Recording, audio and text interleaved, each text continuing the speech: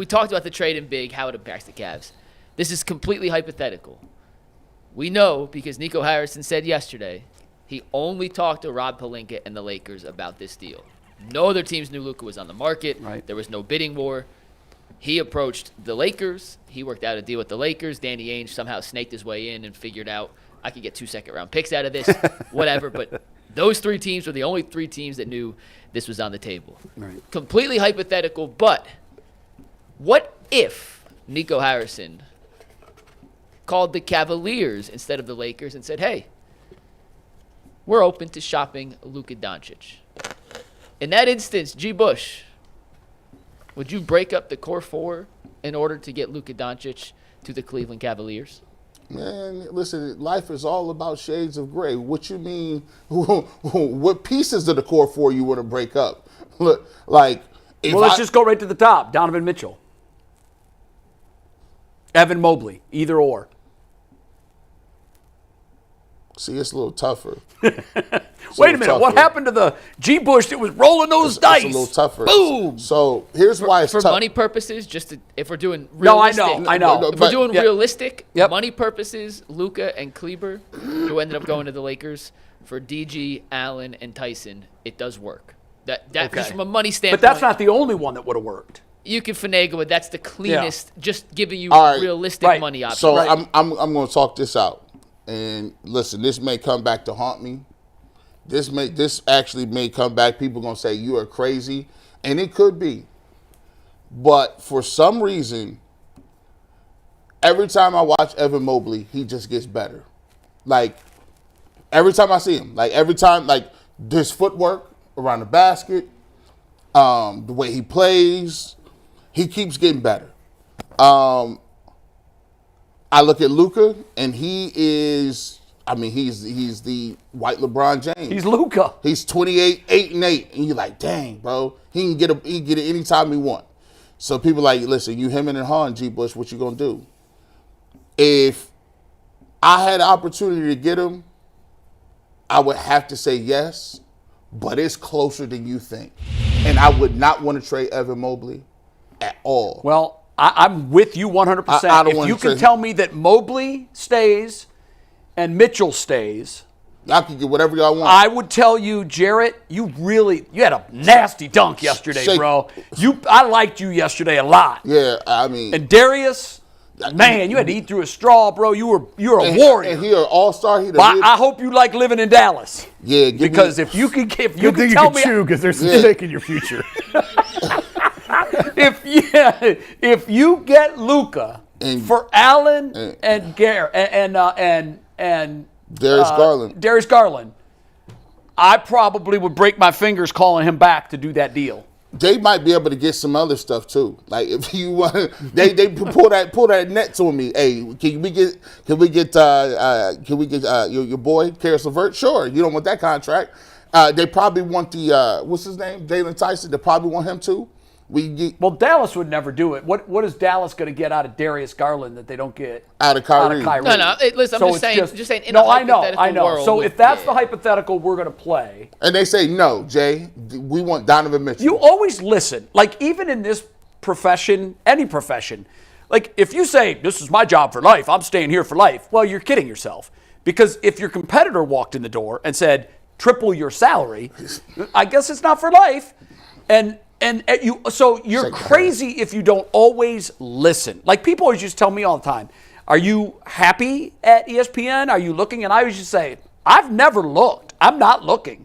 But if someone calls me and blows my doors off, suddenly I'm looking. Yeah.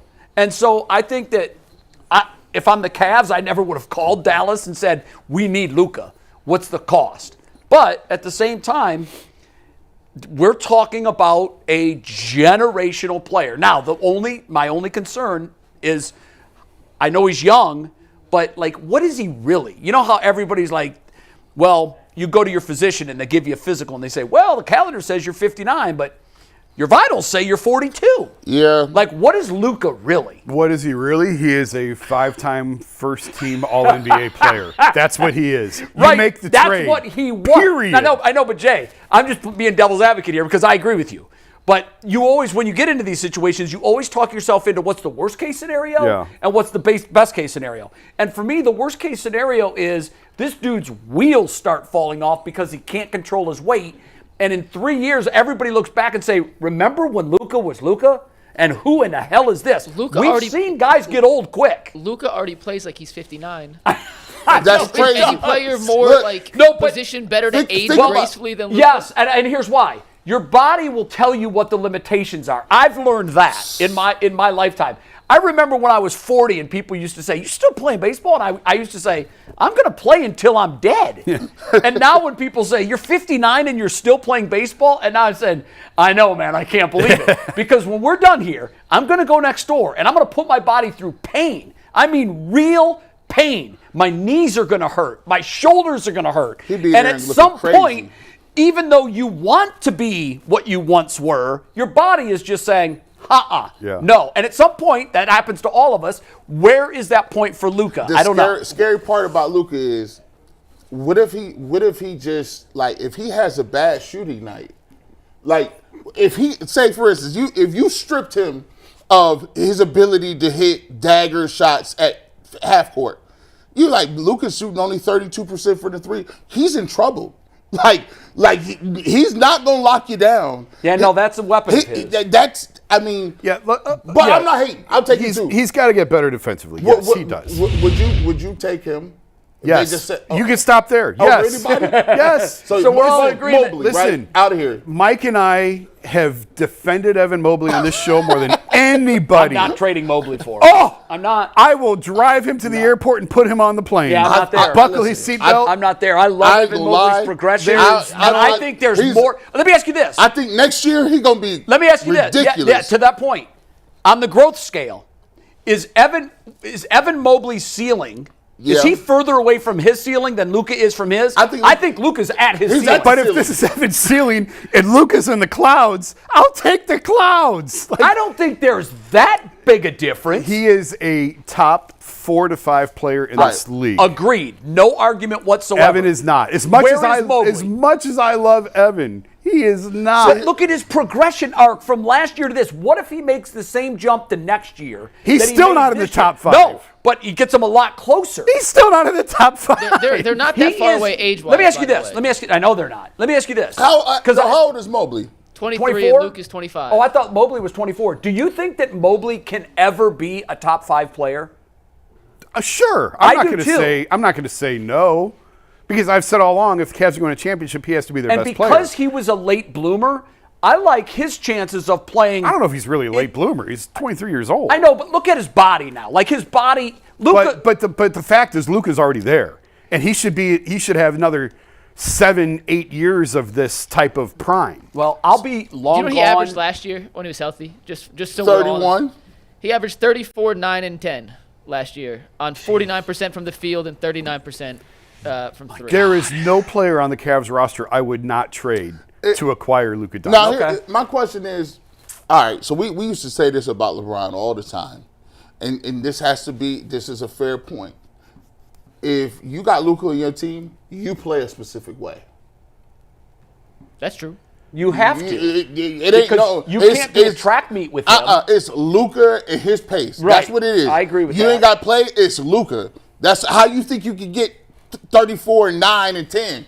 It's like you kind of have to like build the whole thing around them, right? It's the LeBron thing, though. Right. LeBron was the same way. So it's the same way. So the way that Mobley plays, or the way that the Cavs play, or the way that this brand of basketball we play, would it work unless we changed it to the Luka way? Well, you couldn't play at the same pace that we're currently playing. No way.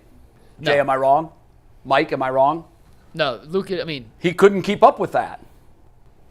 I think Luka could be in better He'd lose shape weight and be faster if he wanted to. I think he likes playing as slow as humanly possible and processing and dissecting. Similar to LeBron. I mean, LeBron is arguably the best single weapon on the fast break in the history of the NBA. I agree with that. And his teams historically play incredibly slow. Why? because LeBron thinks their best chance to score is him dissecting the defense on every possession. Hey, and by the way, those two in LA together, I know. you have two supercomputers. I'll on say the this. court. I, It is I cannot that's wait crazy. to It's gonna watch be fun to both. watch. I can't wait to see Dallas, and I can't wait to see LA. They listen. This blockbuster. I ain't gonna lie. LeBron might stick around a couple more years just off that. Like, think of that. That's gonna be wild. But I will say this about him, Luka. Right? It's always ingrained in my memory when Michael Finley came and got that beer from that man. While he was, I know. While he was drinking the beer in Yep. the post game, and it I'll just take posted that. up. And Michael Finley, it was so smooth too. He came back, "What's up, dog? Let me go ahead and get that from you." I was like, and then I thought about it. If he comfortable enough doing that, what is he comfortable doing? Like when the cameras ain't there? Like, come on, this is like he's a throwback. Like. He's a throwback when, back in the day when you used to play doubleheaders and you go to the clubhouse and you crack a few brews with the team. Yeah. Look, right? You're walking around smoking Lucky Strikes, right? Like, this is crazy. You could Filterless. This is wild out here. You come in for a business meeting. Hey, would you like some of this brandy? What? Like, you just got the drink? I feel like y'all got that off of ESPN. I need that tell-all. I feel like you got brandy and it was all. Not that I ever saw. Before, And I would love to tell you stories, but I mean, did it happen? I'm damn sure it did, but not in front of me. Hey man, they had all the big. They had the big. Now- I want the Oberman stories. I heard stories before because I got there in 03. Right. I've heard legendary the stories. big dogs. The big dog stories. The funny one was, now remember, they used to do an 11 o'clock and a 2 o'clock live, Yeah. and it was all in Bristol. Yeah. I've heard stories of the late shows, 2 o'clock. Many times they were in local establishments, like they were thirsty. Yeah. And then they would just go from there to work. Just right there. We got you. We ready to go. Hey, them stories. And then they became corporate. When Disney bought them, like all of the nonsense stopped. Yeah. Hey, which one of y'all disgruntled people? Y'all gonna get disgruntled one day. Go ahead and get it. Well, It'll that book's been written.